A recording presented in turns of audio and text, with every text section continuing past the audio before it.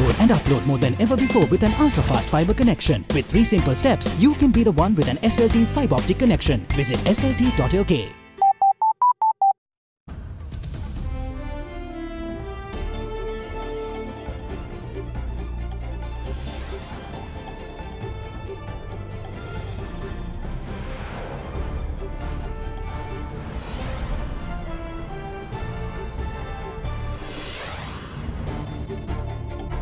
The solution. President affirms the need of a new government to tackle issues related to the economy and the lives of people. Not happy. UN High Commissioner for Human Rights laments over Sri Lanka's lack of progress in implementing Resolution 30/1, report to be tabled on March 20th. Pledging support. Tri-forces express readiness to defeat the drug menace just as the military eradicated terrorism. Rallying in opposition. Joint opposition commences first public rally against the government in the Central Hills. All that and much more coming up on First at 9 this Friday, the 8th of March, 2019. From Ada Derana, this is Ada Derana First at 9. Live from Studio 24 in Colombo.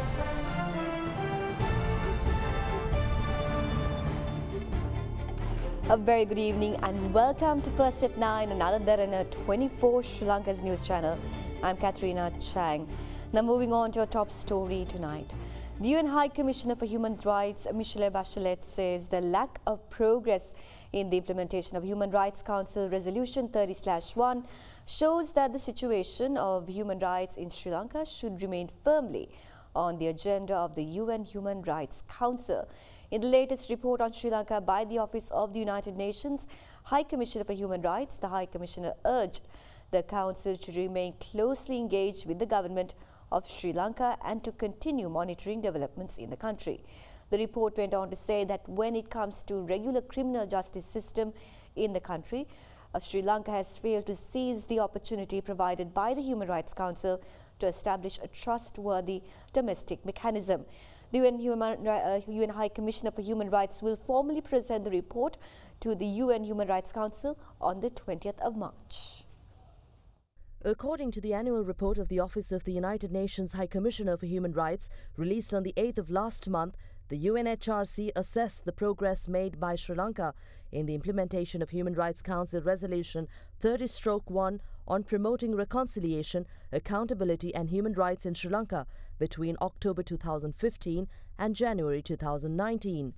The High Commissioner noted that the political crisis that erupted in October last year raised concern about a possible regression in human rights, transitional justice and the reconciliation agenda and related mechanisms. The report further added that while the High Commissioner acknowledged the efforts made to establish bodies like the Secretariat for Coordinating Reconciliation Mechanisms and the Office for National Unity and Reconciliation, the government has lagged in the actual implementation of its commitments.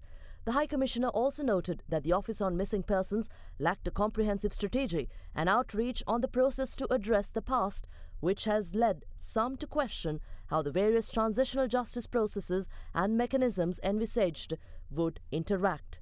The report further added that less progress has been observed in the area of criminal accountability, highlighting that the government has not announced any plan to create a special judicial mechanism. With regard to the Prevention of Terrorism Act, the High Commissioner is concerned that despite its lengthy preparation and the consultation of expert advice, the final bill might not comply fully with the international human rights norms and standards.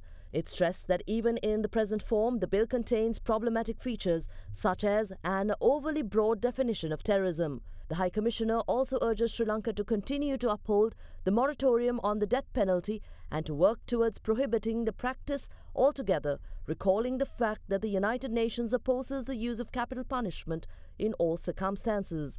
The High Commissioner encourages the government to seek the opinion of the Human Rights Commission of Sri Lanka when drafting legislation, bearing in mind the mandate of the institution to advise on human rights compliance of draft legislation. The report also states that the regular criminal justice system in Sri Lanka continues to suffer from serious structural weaknesses which are reflected in lengthy delays in investigations and in judicial processes in general, also characterized by a long period of detention on remand and a bail system that is applied inconsistently and in discriminatory way. OHCHR says it has continued to receive credible information about cases of abduction, unlawful detention, torture and sexual violence by Sri Lanka security forces, which allegedly took place in 2016 to 2018. The report said, therefore, that such allegations should be the subject of prompt, effective, transparent, independent and impartial investigations. The High Commissioner also expresses her concern at the appointment on January 9, 2019 of Major General Shavendra Silva as the Chief of Staff of the Sri Lanka Army. Chief of Staff Admiral Ravindra C. Vijay Gunaratne says that the tri-forces are ready to defeat the drug menace just as the military defeated terrorism in the country. He said this addressing a media briefing to announce the contribution of tri-forces in abolishing drugs from the country. Illegal narcotics enter the country from coastal areas, and we could only detect this once it enters the island. If we are able to destroy this organized crime at sea itself, we will not have to fight this within the country. Illegal drugs produced in Afghanistan enter Sri Lanka via Iran and Pakistan by sea. The police and special task force have powers to take action against illegal narcotics. Since the army is deployed across all districts in the country, we will give our fullest support to eradicate this menace. The army is rendering support to police to detect cannabis, heroin, moonshine and other illicit narcotics. We are unable to detect all the drugs that enter the country. It is a huge international network. We defeated LTTE terrorists, a task most believe we could not achieve. Just like that, if we have the will, we will be able to defeat this too. Prior to the commencement of the debate of the 2019 appropriation bill, matters pertaining to the United Nations Human Rights Council were discussed at today's parliamentary session. Leader of the House, Lakshmi Kiriyalla, affirmed that no external factions will be allowed to intervene in the judicial process of Sri Lanka. අද Geneva මානව හිමිකම් කමිටුවට ඔබතුමාලා රජයේ විදියට එදා මංගල සමර මැතිතුමා සහයෝගය දෙන විදියට එකඟ වෙච්ච ගිවිසුමට අමතරව තවත් ගිවිසුමක් ආණ්ඩුව යම් සහයෝගයක් සහිතව ඉදිරිපත් කරන්න බලාපොරොත්තු වෙනවද? එහි අඩංගු කාරණා පිළිබඳව කැබිනට් මණ්ඩලය හෝ පාර්ලිමේන්තුව දැනුවත් කරලා තිබෙනවද? නැත්නම් ඒක කරන්න කලින් මොකද හේතුව පෞද්ගලික කාලවක වුණොත් මේක මේ විදියටම සහයෝගය දීලා ආණ්ඩුව ඇති කරපු ක්‍රියාවලිය වලින් අවසානයේ අපිට සිද්ධ වුණේ ලංකාවට ජාත්‍යන්තර විනිශ්චයවරුන් ගෙනල්ලා පරීක්ෂණ කියන තින තැනකට මේක පත් කරන්න. මම ඔබතුමාගේ අහන්න කැමතියි අපේ අධිකරණ පද්ධතියකට ඔබතුමාගේ විශ්වාසයක් තියෙනවද? 100ක් විශ්වාසයක් තියෙනවා. ඔක්තෝබර් මාසේ 26 වෙනිදා ආණ්ඩුව මංගොල්ල කෑවා. ඊට පස්සේ අපි අධිකරණයට ගියා. මේ අධිකරණයට හොතටම බැන්නා. නෑ ගරු කතානායකතුමා මේ අධිකරණය හොඳයි. අවස්ථාව දෙන්න කතා කරා. මංගල සමරේ ඇමතුමාවත් අපේ ආණ්ඩුවවත් ජාත්‍යන්තර විනිශ්චයකරුවන් ලංකාවට ගේන්න එකක වෙලා නැහැ. අපි ගිවිසුමේ කියලා තියෙන්නේ ටෙක්නිකල් ඇසිස්ටන්ස්. ඒ කියන්නේ නඩුහාන ක්‍රම ගැන, සාක්ෂිකාරයෝ කැඳවන ක්‍රම ගැන ඒ ගිවිසුමේ තියෙන්නේ. that's number 1. අපි ජාත්‍යන්තරත් එක්ක සාකච්ඡා කරගෙන යනවා. කලින් ආපු යෝජනා ලංකාවට හිතකර ආකාරයට ඒවා සංශෝධනය කිරීමට අපි කැමැත්ත ප්‍රකාශ කරලා තියෙනවා. එච්චරයි. Prime Minister Ranil Wickremesinghe says that the process to introduce a new education system to the country has already commenced. The Premier made this remark at an event held at Temple Trees today. We have plans for a massive program this year for which I have received 45 billion rupees for expenditure. We will identify priority areas and not only develop physical resources but also human resources.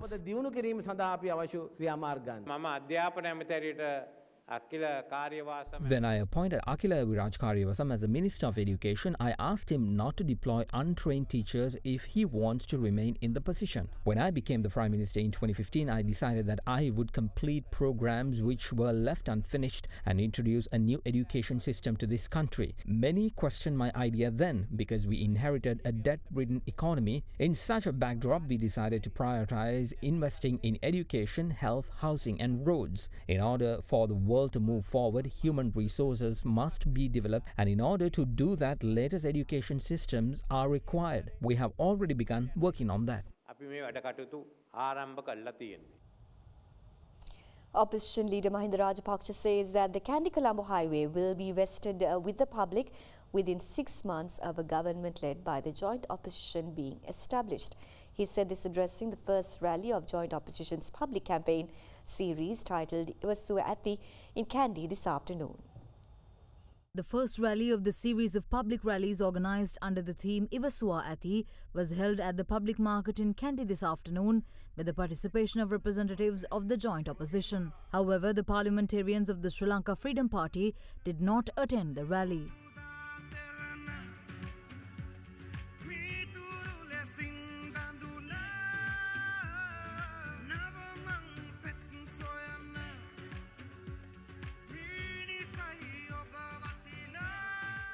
නම් එන්නේ highway එකේ 18 එන්නේ දැන් 18 ඉවර කරන්න තිබිච්ච එක 19වත් ඉවර කරන්න බැරි වෙලා මං අහන්නේ 20 කීය මේ කට්ටිය හිටියොත් කවදා ඉවර කරයිද හැබැයි අපි කියනවා තා මාස 6කින් 7කින් පස්සේ මාස 6ක් අවුරුද්දක් ඇතුළතදී අපි මේක අවසන් කරනවා නුවර ජනතාවට ඒක ලබා දෙනවා මේ අවුරුදු 4 තුල අහන්න මොකද්ද කරේ තමන් කරයි කියලා කියන්න තියනවද දෙයක් වෛරාදෙනිය අලුත් පාරේ කිලෝමීටරේ හදා ගන්න බෑ මේ අවුරුදු 4ට. ඉතින් මොනවටද ඇමතිකම්?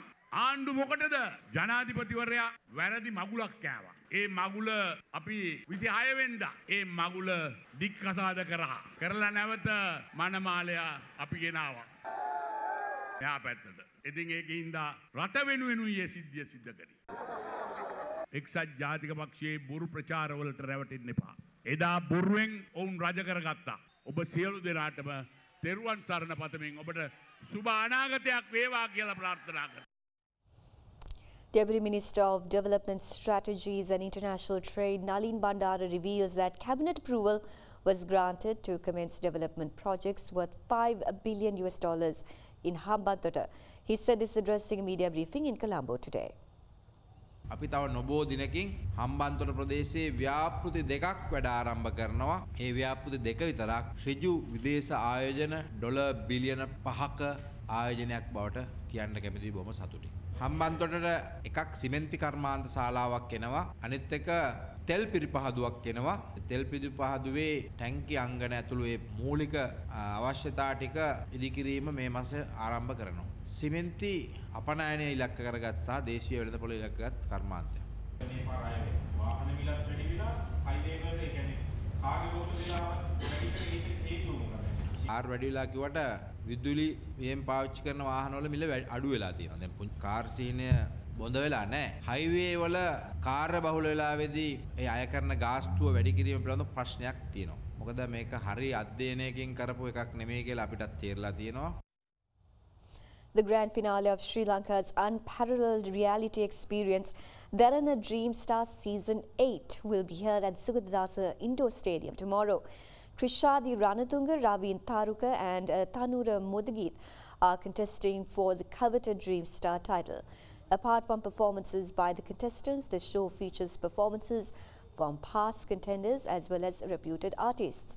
The live telecast of the show will commence at 7:30 on TV Derana tomorrow, and the champion will be decided through public SMS voting.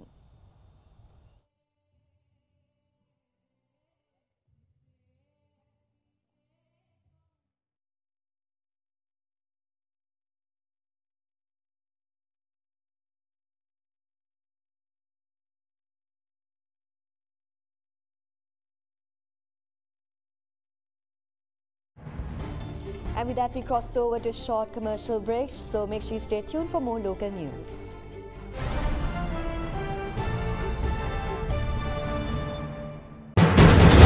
You are watching Sri Lanka's #1 news channel. This is Other Derana 24.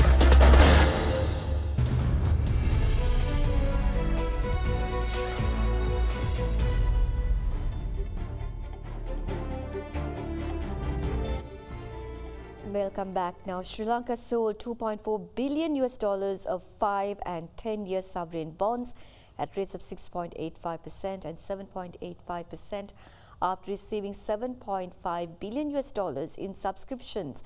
The bond sale was launched with price guidance from 7.2 to 8.2%. In April last year, Sri Lanka sold $1.25 billion of 5-year sovereign bonds at 5.75% and $1.25 billion of 10-year sovereign bonds at 6.75%.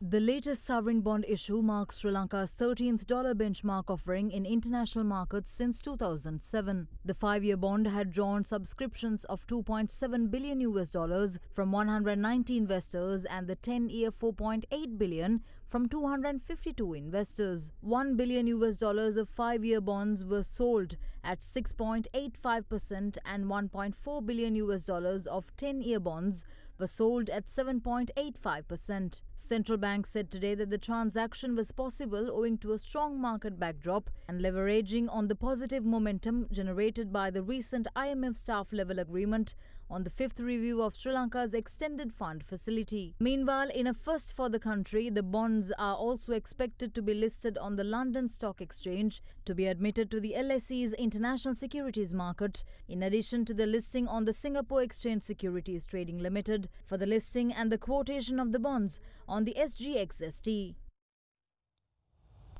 Tourist arrivals to Sri Lanka grew 7% from a year earlier to 252,033 in February this year, amid a sharp fall in Chinese visitors to the island. India was the top tourist market for Sri Lanka last month with 32,286 arrivals, followed by the United Kingdom with 29,750 and 28,039 from China. However, the number of Chinese visitors fell 22% compared to February 2018, while Indian visitors were down 1.9%. Visitors from the UK, France and Germany too saw a growth last month compared to the same month last year. With its exotic flora and fauna, has given birth to a lucrative future in ecotourism.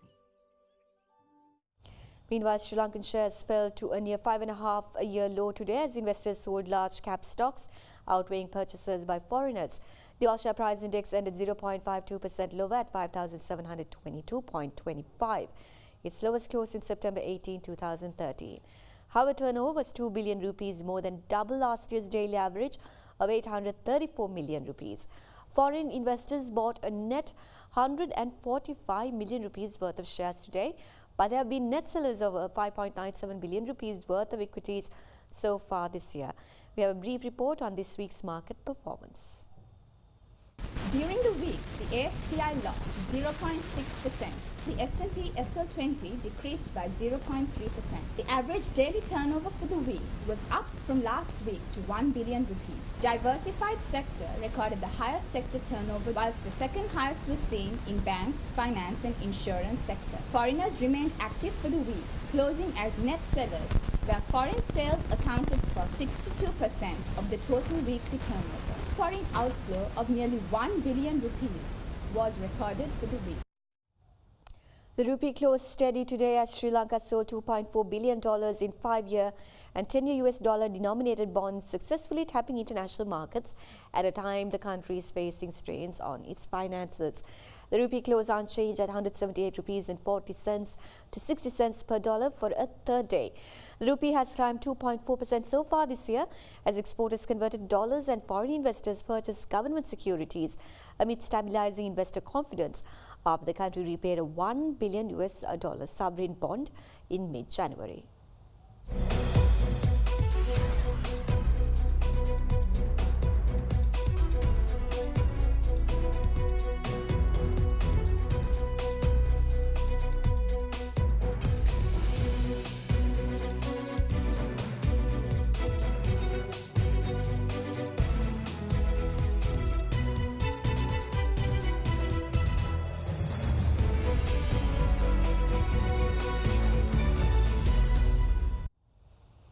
Now, International Women's Day is celebrated in many countries around the world, and it is the day when women are recognized for their achievements without regard to divisions, whether national, ethnic, linguistic, cultural, economic or political.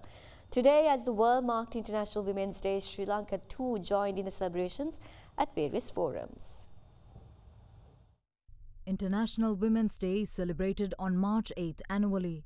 After the Socialist Party of America organized a Women's Day on February 28, 1909 in New York, the 1990 International Socialist Women's Conference suggested a Women's Day be held annually.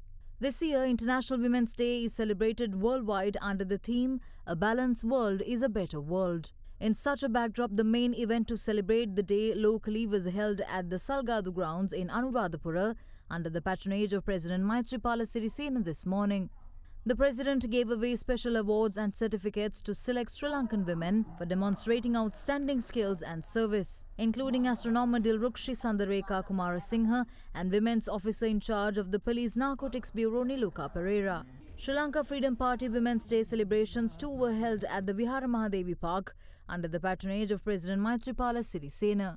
විදේශ සේවයට යන අය අද අපිට නවත්තන්න පුළුවන් කමක් නැහැ බරපතල ආර්ථික ප්‍රශ්නයකට රට මුහුණ දෙනවා. රැකියා ඒජන්සි කරුවන් කරන ඊටාම අශීලාචාර අවිනීත දේවල් ඔබ දන්නවා ඇති මට වඩා. පිටරට යන්න තියෙන්නේ අනිත් දණන් පණිවිඩය අරනවා අද එන්නයි කියලා. අහිංසක කාන්තාව මේ ගම්වල පිටිසර ගම්බද ඉන්න. කොළඹට ගෙනල්ලා දවස් දෙකක් මෙහෙ සමහර අය තියාගන්න. මම මේ කියන්නේ හැම කෙනෙක්ම ගැනම නෙවෙයි. එහෙම සිදුවීම් අනන්ත වාර්තා වෙලා තියෙනවා. නමුත් බොරුවට බෝට් ගහගෙන බෝට් කීපයක් අල්ලගෙන මොන හරි කියලා ඩොලර්, පවුම්, යූරෝ හොයන කාන්තා අයිතීන් ගැන කතා කරන NGO කොච්චර මේ රටේ තියෙනවා. හැබැයි ඔය එක NGO එකක් මේවා පිළිබඳව කවුද කතා කරලා තියෙන්නේ. අපිට බොහෝ ඉදිරියට යා යුතු ගමනක් තිබෙනවා. හෙට දවස වෙනුවෙන් අපිට සතුටු වෙන්න පුළුවන්කමක් නැහැ. අද පවතින වාතාවරණය තුල මේ රටේ ආර්ථිකය, මේ රටේ ජන ජීවිතය, මේ රටේ තිබෙන අනිකුත් විවිධ ක්ෂේත්‍රවල තිබෙන ප්‍රශ්න මේ සියල්ල ගත්තාම රට ගොඩ ගන්න, රට ගොඩ නගන්න, රට ඉස්සරහට යන්න පැහැදිලි ලෙසම මේ රටට අලුත් ආණ්ඩුවක් ඕනේ කියන එක මම තමුන්නාන්සලට කියන්නට ඕනේ.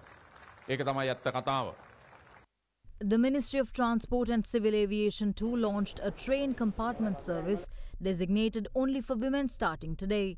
This is a measure said to be taken considering harassments women undergo while commuting in trains on a daily basis. In recognition of International Women's Day, Sri Lankan Airlines operated its first all-female crew flight from Colombo to Singapore. UL 306 of 8th March 19 landed in Singapore, carrying more than 170 passengers on board. The flight was piloted by Captain Simran Gumman, First Officer Manisha Nambuge, accompanied by Purser Miranda Rodrigo, and the cabin crew Lakmini, Sumudu, Onela, Shehani and Dushmanti. On the day that celebrates womanhood, we've got a story of a 12-year-old girl with higher intelligence quotient than Albert Einstein, who has also been dubbed the human calculator. A Sri Lankan student living in Britain, Nishi Ugalla, was declared the winner of the Channel 4 program Child Genius, where she stunned the world with her very grown-up and feminist speech as she collected her award for Britain's brightest child.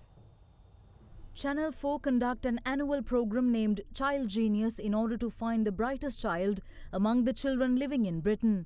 Out of hundreds of children who applied for Channel 4's annual hunt for bright youngsters, 19 were chosen to compete in the series presented by Richard Osman. Among the contestants was Nishi Ugalla, a Sri Lankan girl living in Britain, who became eligible to take the Mensa IQ test in Britain, where she achieved the highest possible score of 162, topping brainbox Albert Einstein's 160. Last weekend, viewers watched in awe as Nishi was crowned Child Genius 2019. Add the following. 411, add 854, add 156, add 625 equals. Nishi. 2046. Is the correct answer, Nishi. Well done. I was thinking, there's no way she can give that answer, and she gets it right. Displaying an astonishing level of general knowledge, Nishi answered questions that would stump most adults to take the title. One of the main reasons I entered myself in this competition was, I guess, to kind of show that there's a lot of stereotypes about girls not being able to do maths and physics, for example. And I'd really like to show that that's not true at all. And I think you have shown that. It's been really incredible, and William, you put up an incredible fight. Nishi, you've been an absolute credit to yourself and to your parents as well. A round of applause for Nishi, please. If I can take all the things that I've learned from this competition and apply them to my future, I think I can be quite successful.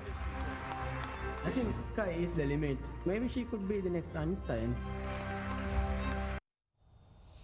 The sixth batch of devotees who won the privilege of participating in the program Dambadiva Vandana, organised by FM Derana, departed to India yesterday for a pilgrimage of Buddhist sites. Devotees who reached the Indira Gandhi International Airport this morning will have a 2-week stay in India, visiting places of worship there. They will travel to many sacred sites, including Kumbulwatpura, Bodh Gaya and Kusinara.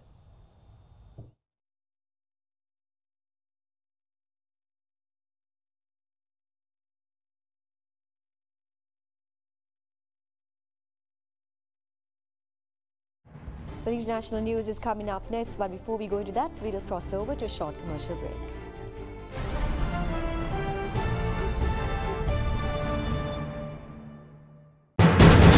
You are watching Sri Lanka's #1 news channel. This is Other Derana 24.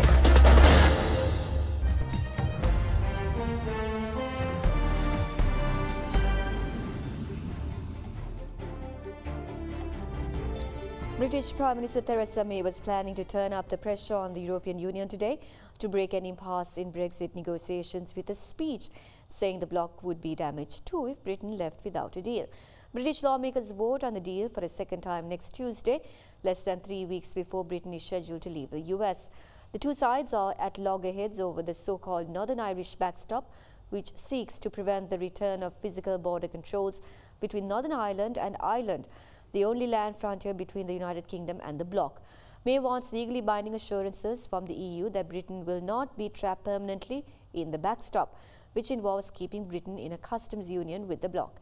Many business leaders are alarmed at the prospect of leaving the bloc's single market, which underpins many of the operations, with no transition arrangements to soften the shock of Britain's biggest political and economic change in more than 40 years. A survey of the recruiters showed today that employers held off from hiring permanent staff in February, adding to signs of growing nerves in Britain's otherwise strong labour market.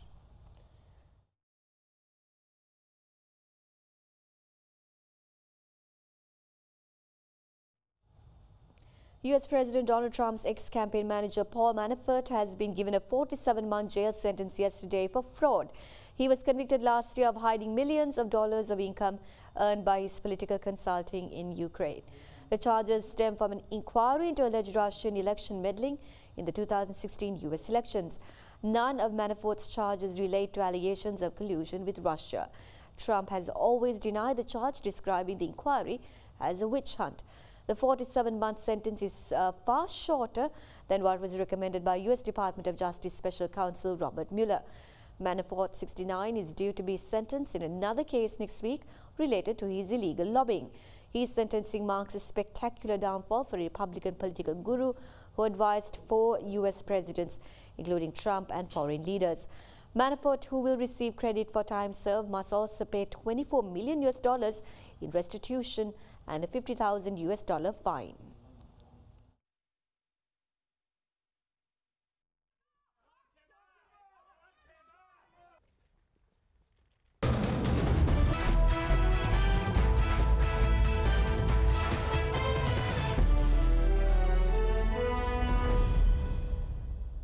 In the school cricket arena, the 140th Battle of the Blues cricketing encounter between Royal College, Colombo and St. Thomas College, Mount Lavinia commenced at the SCC cricket ground yesterday. Playing their second innings, Royal College stand at 148 runs for the loss of 4 wickets at the end of the day's play.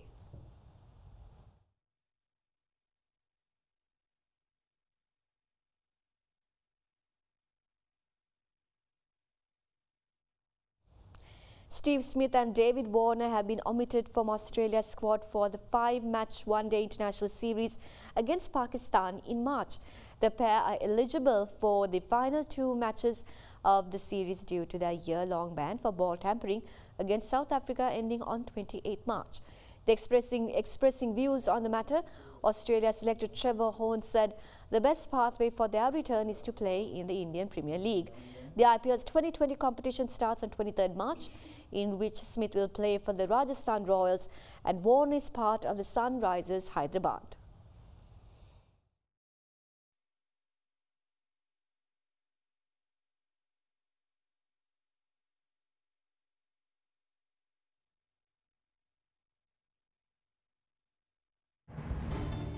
And with that, we conclude this edition of First at 9. Thank you for joining us and have a pleasant evening.